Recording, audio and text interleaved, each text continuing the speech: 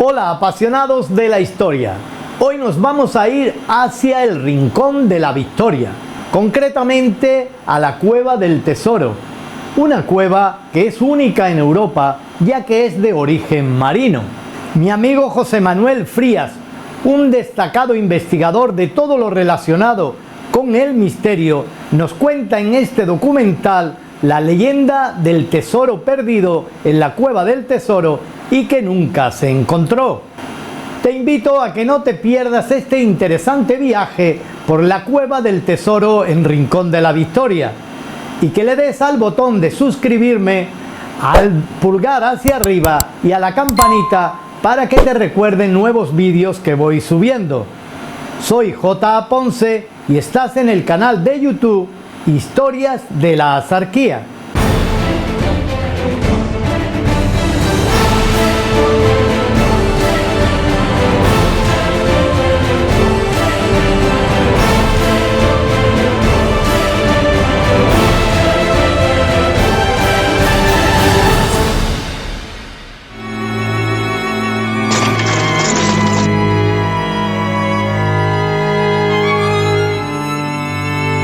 Nos encontramos en la Cueva del Tesoro. Es un lugar absolutamente mágico por diferentes motivos. El primero, a nivel geológico. Esta es la única gruta marina visitable de Europa. Todo lo que nos rodea ha sido creado por el paso del agua, el roce del agua, a lo largo de millones y millones de años. En segundo lugar, a nivel arqueológico. No en vano, el hombre de la prehistoria habitó en este lugar hace ahora 30.000 años. Y en tercer lugar, a nivel histórico. Han sido muchos los buscadores de tesoros que en los siglos XVIII y XIX se han adentrado en esta cueva y han dejado en ella su impronta. Es más, hay multitud de testimonios que dicen que en esta cueva habita un fantasma. Bienvenidos a Málaga Misteriosa. Les habla José Manuel Frías. Comenzamos.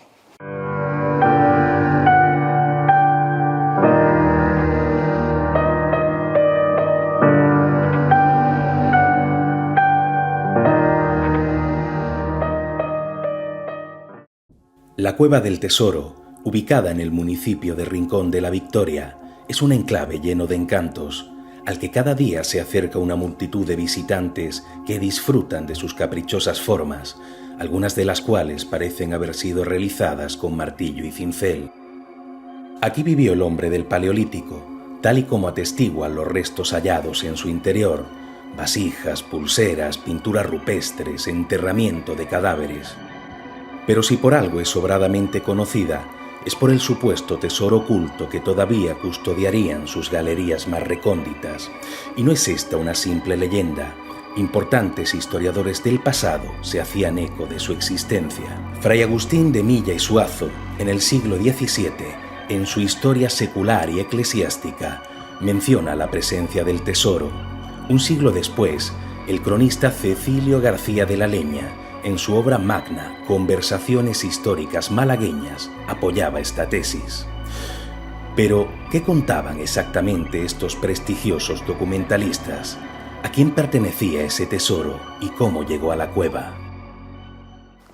Virginia, si realmente existe ese tesoro, ¿cómo habría llegado al lugar en el que nos encontramos? Bueno, como sabes, el tesoro se conoce como el tesoro de los 5 reyes, porque eran las 5 generaciones de Tasufín y Malí, el virrey al-Ándalus de Marruecos, huyendo de los almohades, porque los almohades asesinaron a su familia y querían apoderarse de ese tesoro, pues se lo embarcó hasta llegar hasta las costas de Vezmiliana. Una vez que llega a Vezmiliana, que era como se conocía el Rincón de la Victoria, recoge el tesoro y se refugia aquí en esta cueva, con todo su séquito. A partir de entonces, cuando ya se le pierde la pista. Incluso hay una parte de la tradición que dice que realmente ese tesoro fue ocultado en esta cueva por esclavos que luego fueron asesinados para que no se fueran de la lengua. Yo no sé si eso también está sustentado de alguna forma en... Hombre, históricamente no aparece nada de eso, simplemente eso, que Tasufín se refugió en la cueva con el séquito, pero no se habla nada de esclavos, que tampoco lo pongo en duda, que sí podría ser perfectamente. Es posible, claro.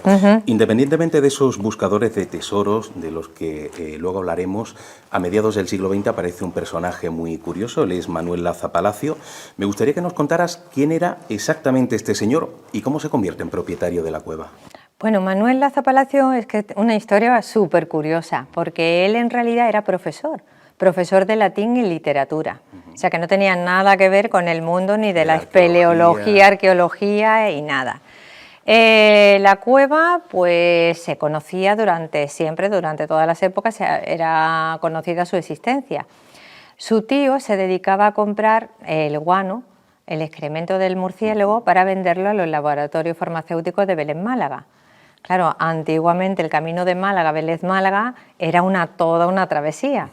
Hizo noche en Rincón de la Victoria y, hablando en un mesón, contando a lo que se dedicaba, le dijeron que había una cueva que estaba completamente llena de murciélagos. Y él entró entonces aquí, en esta cueva. Se podía comprar las cuevas con toda facilidad, no es como ahora eso es impensable, ni ningún terreno donde pueda haber nada, pero antiguamente sí, y él consiguió la cueva. Él lo quería por eso, por el tema del guano, pero su sobrino nieto estaba interesado en este mundillo, ¿no? Había escuchado hablar de la historia del tesoro, se había documentado y no venía por la cueva, venía en busca del tesoro. De hecho, hemos tenido siempre muchas visitas de antiguos alumnos de Manuel Laza y nos cuenta que los traía aquí los fines de semana, según él, a descubrir la cueva, ¿no? Pero estaba claro que venía por otro asunto. Podríamos decir que Manuel se convierte a partir de ese momento en una especie de Indiana Jones malagueño. Exacto, claro. De ese tesoro, sin un personaje que además no tenía a lo mejor unos conocimientos profundos de arqueología, era aficionado, intenta localizar ese tesoro, parece que no lo consigue, el tesoro nunca apareció, pero sí aparecieron elementos que parecen dar cancha a la existencia de ese tesoro. ¿Cuáles son esos elementos? Aparecieron 6 monedas de oro en un candil, 6 dinares. ¿Qué decían? Pues también hay muchas leyendas sobre este candil con esos dinares de oro, y decían que eso se hacía cuando escondías un tesoro a modo de protección. Tú hacías un ritual y dejabas un candil con esas 6 monedas, con esos 6 dinares, y eran para evitar que nadie lo encontrara. Manuel Laza, pues cuando venía a la cueva, claro, él no entendía de arqueología ni de espeleología, igual que de historias de estas mágicas, pero siempre se rodeaba de lo mejor. De hecho, trajo a muchos mediums también a ver si daban con el tesoro, que él lo intentó por todas las formas posibles. Pero nunca se Solo encontró, ¿no? esas monedas de oro, nada más. Tú tienes mucha vinculación con esta cueva, la has recorrido en multitud de ocasiones. Me gustaría saber qué te dice la intuición. O sea, ¿crees que realmente existió ese tesoro y que sigue aquí escondido en algún lugar? Pues del tesoro, no sé yo si seguirá. Yo creo que igual que entró, salió. Pero que, claro, quien encontrara ese tesoro se quedó bien calladito y no dijo nada.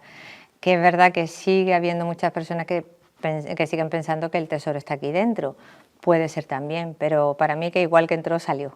La leyenda sobre la existencia de un tesoro en la cueva de Rincón de la Victoria atrajo la atención de multitud de buscadores en los siglos XVIII y XIX. Aquellos hombres se instalaron en la cueva y sin ningún tipo de pudor la fueron horadando a base de dinamita, dejando algunas zonas en bastante mal estado. Pero de entre todos ellos resalta especialmente la figura de Antonio de Lanari, conocido como el Suizo, quien se convertiría tiempo después en el fantasma más distinguido de la cueva. Antonio de Lanari dicen que era parte de la Guardia Real, de la Guardia Suiza de Carlos IV. De hecho, él era suizo, había nacido en Suiza a pesar de ese nombre tan español. Él se autocalificaba como buscador de tesoros y, por lo tanto, cuando llega a sus oídos la existencia de un tesoro oculto en esta cueva, viene a este lugar y la convierte en su hogar durante 35 años, en los que estuvo buscando el tesoro a base de barrenos. Pero era un buscador de tesoros muy particular, muy singular. Físicamente era un tipo muy alto, muy fornido, una barba blanca muy poblada, y cuando salía a pasear por el entorno lo hacía siempre con esa ropa raída por el roce con las rocas. Pero es que además era un tipo muy esquivo de las relaciones humanas, era un hombre con un carácter muy antisocial, muy tosco, y por lo tanto no tenía amigos. Él solamente se relacionaba y lo justo con los venteros de la zona, y porque le hacía falta salir a comprar comida. El caso es que no tener amigos provocó que en una ocasión, estando justo en esta zona en la que nos encontramos, en este Pozo del Suizo, puso un barreno, no se alejó lo suficiente y murió sepultado por una roca. Nadie lo echó de menos, con lo cual 3 meses después un nuevo buscador de tesoros se interna en esta gruta y descubre el cadáver. El caso es que avisa a las autoridades y los forenses llegan a la conclusión, después de su estudio, que Antonio de la Nari llevaba muerto 3 meses. Cuando esa información sale a la luz, los venteros de la zona dijeron: imposible, este hombre no puede llevar muerto 3 meses porque la semana pasada estuvo comprando en la tienda y estuvo poniendo el dinero físicamente sobre el mostrador. O sea, llevaba 3 meses muerto y se seguía apareciendo por los cantales del entorno. Daba la impresión de que Antonio de la Nari, el suizo o su espíritu, había quedado anclado a este lugar. La presencia de un fantasma en la Cueva del Tesoro no se reduce a testimonios del siglo XIX, los cuales, en mayor o menor medida, han podido verse engrosados por la memoria popular. Lo realmente significativo es que esa presencia continúa activa dentro de la cueva. Son muchos los visitantes que, sin conocer esta historia y tras su periplo por el interior de sus conductos, se han detenido en el mostrador de recepción para felicitar al equipo por aquel curioso holograma de un hombre con barba que se ha aparecido de cintura para arriba en algún rincón en penumbra. Los empleados, sorprendidos, han tenido que reconocer que no existe ningún sistema audiovisual durante el recorrido. Pero, más allá de visitantes ocasionales, los propios trabajadores han sido testigos de extraños sucesos. Aún se recuerda la historia de aquella empleada que, durante su primer día de trabajo, salió corriendo y jamás regresó. Como contaría después, vio cómo surgieron de la tierra varias esferas luminosas del tamaño de una pelota de tenis que danzaron ante ella para después esfumarse en el aire. Bueno, vosotras trabajasteis aquí hace ya bastantes años, vamos a remontarnos al año 1991, 1992. ¿Cuál era exactamente la labor que realizabais aquí en la cueva? Bueno, pues nuestra labor era sencilla de hacer la foto de recuerdo cuando la persona venía a visitar nuestra cueva. Parece claro que una de las características de esta cueva es que los empleados han vivido situaciones anómalas. En tu caso, Sandra, ¿qué tipo de anomalías, vamos a decirlo así, has podido percibir? Bueno, anomalías de sentir como que había personas que no era mi compañera.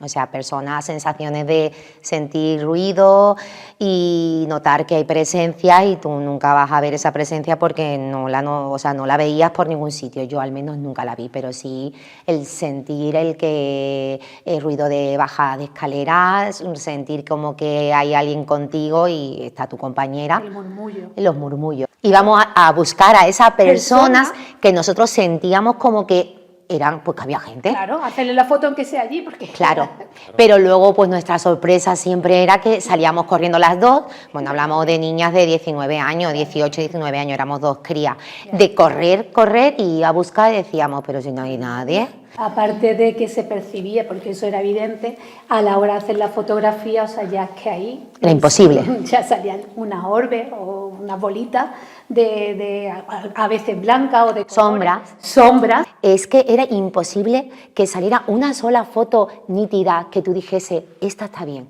Entonces, ninguna, o sea, no había ninguna. Cuando no le salía una sombra, le salía el ojo tal, cuando no era como otra persona que estaba al lado. Bueno, era horrible. Hay una experiencia, Celita, que me parece impresionante porque la viviste y no es un reflejo, no es escuchar un ruido a lo lejos que puedes confundirte, ¿no?, con un ruido natural. Aquí hablamos de que viste a una persona aparecer en un lugar determinado, que ahora nos vas a contar, y esa persona luego desaparece y bueno, parece que no había ningún tipo de explicación lógica, ¿no? Bueno, pues yo estaba sola en ese momento y Sandra estaba revelando. Bueno, pues yo por el sonido. Teníamos un banquito, estoy sentada y escucho sonidos de bajar a alguien por las escaleras. Bueno, pues ¿qué hago? Miro, observo, veo a un hombre, no le consigo ver la cara, me llama la atención su ropa, que eso siempre lo he comentado a mi familia o a ella, vamos, a las compañeras, amigas.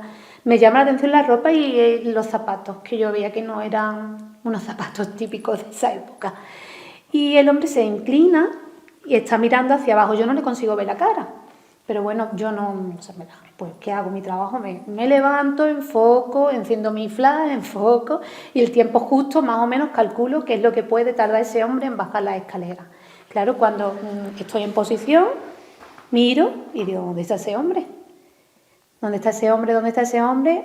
Claro, empiezo a subir escalera, miro, no hay nadie. Claro, al momento lo único que yo pensaba era encontrármelo por las escaleras, hecho a correr. Me cojo en la cámara y me pongo a correr por las escaleras a ver si lo veo, porque a mí curiosidad. Claro, yo decía, es que es imposible de que haya desaparecido, vaya, porque es que hace un instante, y claro, yo no te puedo medir, yo no, pero sabía que en ese momento, en tan pocos segundos, no, que tenía que encontrármelo por algún sitio, no sé, esas cosas que tú dices, esto no es normal.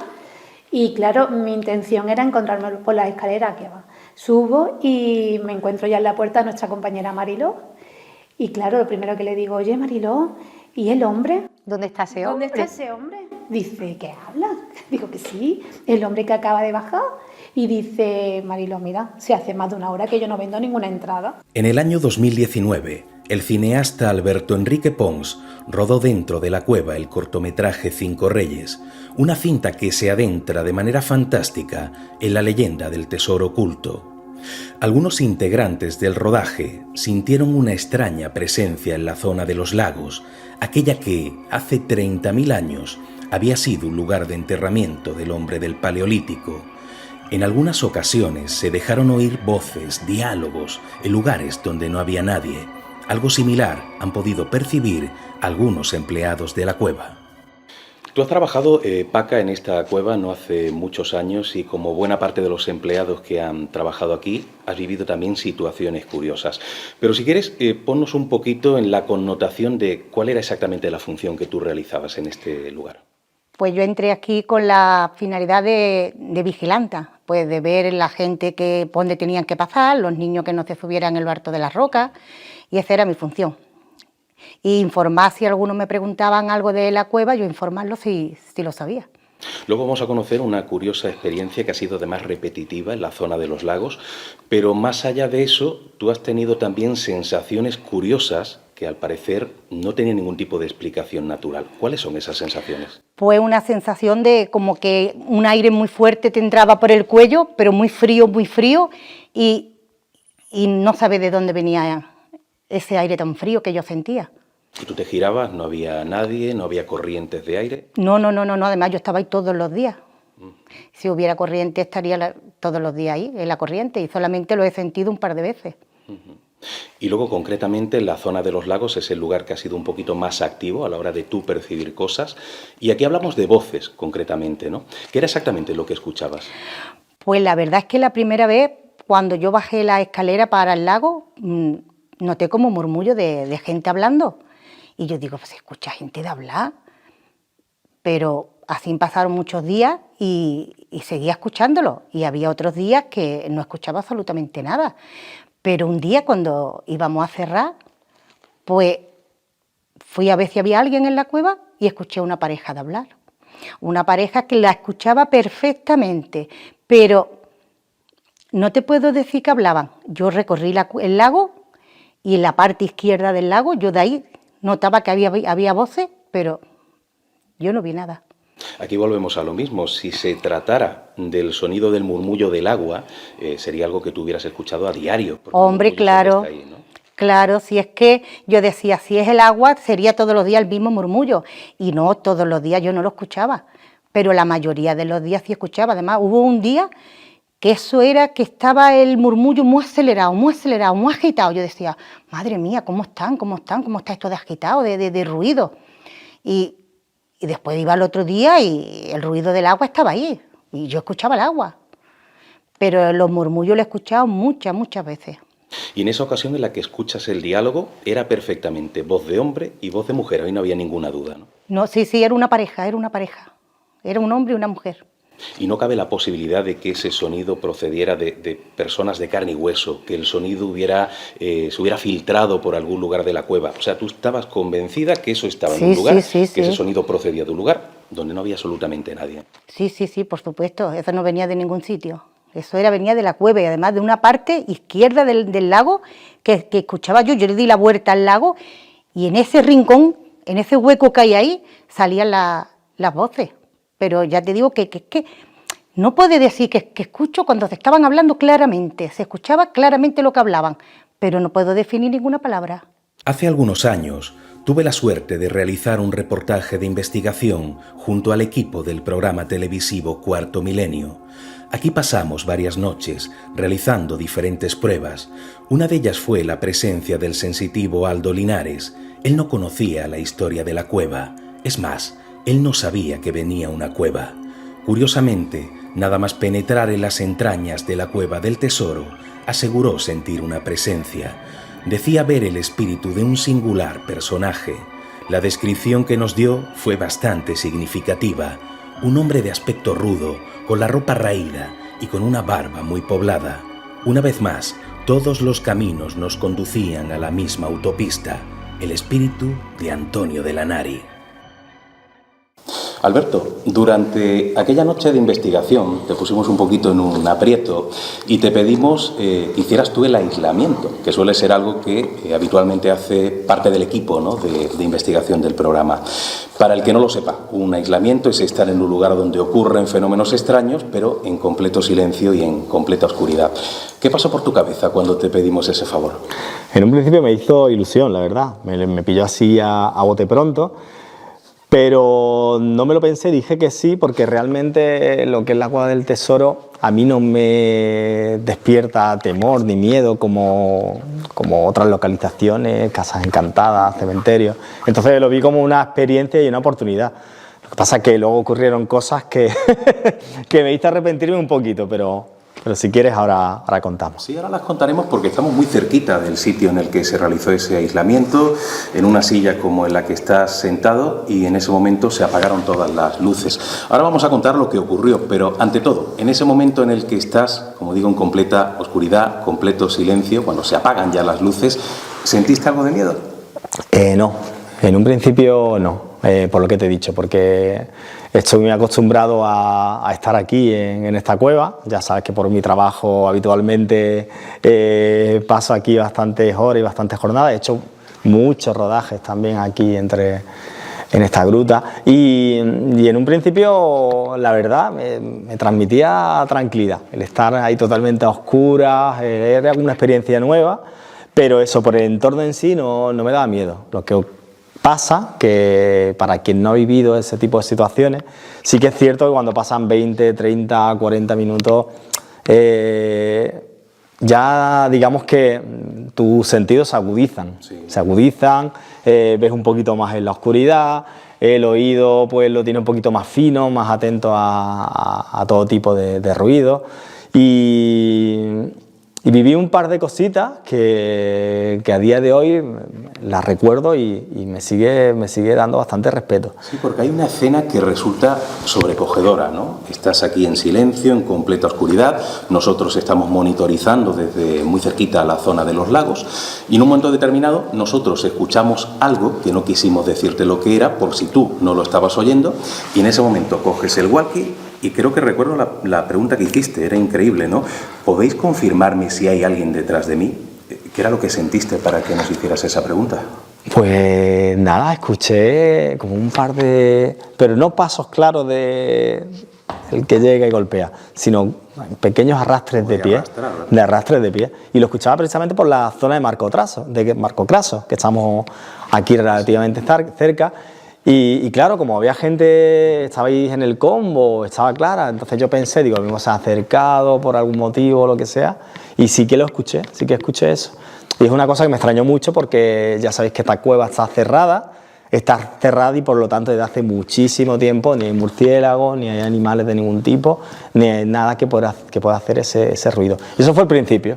Eso fue... El sonido fue claro, era un sonido aparentemente cercano, o sea que no se Sí. puede pensar que es una filtración de sonido de otra zona de la cueva, o sea, No, lo no. tenía justo detrás. Para nada, sí. Y nosotros curiosamente escuchábamos lo mismo desde allí, pero también recuerdo otra escena, ¿no? Desde ese centro de operaciones que tenemos aquí cerquita, vimos algo, vimos una especie de iluminación. Lo curioso es que tú lo estabas viendo en vivo y en directo. Exactamente qué es lo que viste, que creo que fue muy cerca de ti y justo enfrente, ¿no? Sí, sí. De ambas cosas, de ambos sucesos, ese fue sin duda el que más la verdad, me acongojó, por no decir otra palabra muy malagueña, porque estando ahí en el pasillico, además que da mucho mal rollo porque ya sabéis que te colocan sensores de movimiento, entonces ya tu imaginación vuela. La sensación de opresión. Claro, en ese pasillo, ¿no? y yo pensaba en las alarmas de los sensores de movimiento. Digo, como salte una, digo, estoy corriendo de aquí, vaya, me da igual que esté Cuarto Milenio o quien esté. Y tras el ruido, sí que es verdad que ya me quedé un poco más tenso, ya estaba pasándolo un poquito mal. Y claro, yo hubo un momento en el cual yo miraba al frente, estaba totalmente a oscura, ya sabéis que más en una cueva, no hay contaminación lumínica por ningún tipo del exterior, y viniendo de esta sala, porque estaba yo ahí arriba y venía de esta sala, podía ser de esta sala o de la que tenemos aquí detrás, la de Nostuluca, pero yo vi claramente 3 fogonazos de luz, pero 3 fogonazos como si fueran 3 flashes de una cámara de fotos. Entonces fue cuando cogí walkie, además fue de las cosas que tuvieron más protagonismo en Cuarto Milenio. Cogí walkie y le dije, oye, Clara, confírmame porque me están jugando malas pasadas los ojos por la oscuridad, pero he visto 3 fogonazos justo frente a mí, que ahí me engañasteis, fuisteis malos, porque, ¿cómo se llama el muchacho el que está en el combo?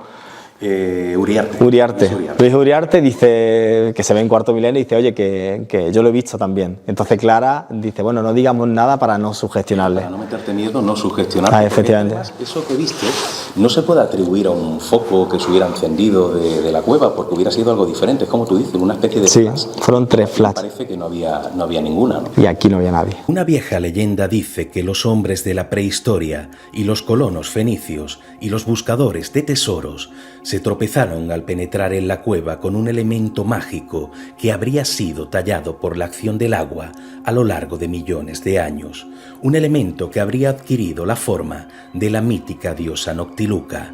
Quizá por eso, el enclave ha sido considerado por los amantes del esoterismo como una especie de lugar de poder, un lugar donde, por medio de la meditación, uno puede acceder a un portal invisible que nos uniría con la Madre Tierra.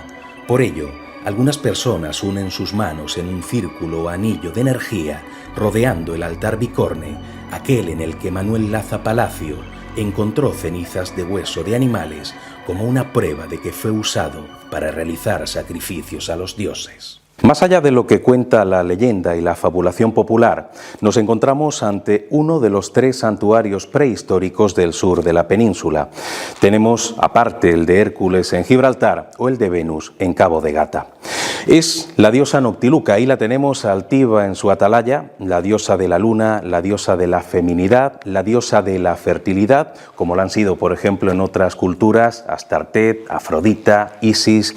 Dicen los historiadores que esta auténtica maravilla fue creada en el siglo VIII a.C. por los colonos fenicios y de hecho tenemos documentación de autores clásicos del siglo IV que ya nos hablan de este santuario. Un lugar muy especial y absolutamente lleno de magia. Seguimos por lo tanto uniendo misterios, enigmas a esta cueva. Hemos hablado de un tesoro oculto, hemos hablado de ese fantasma errante, de este viejo santuario, pero todavía nos queda un enigma, aquel que nos habla de la presencia de gigantes en el pasado dentro de la cueva del tesoro. Existe una tesis que es barajada por multitud de investigadores y que es aquella que nos habla de la presencia de gigantes en el pasado de la humanidad, presencia de hombres y de mujeres que no sabemos por qué tenían un tamaño descomunal y cuya presencia ha quedado grabada incluso en libros sagrados de diferentes cultos.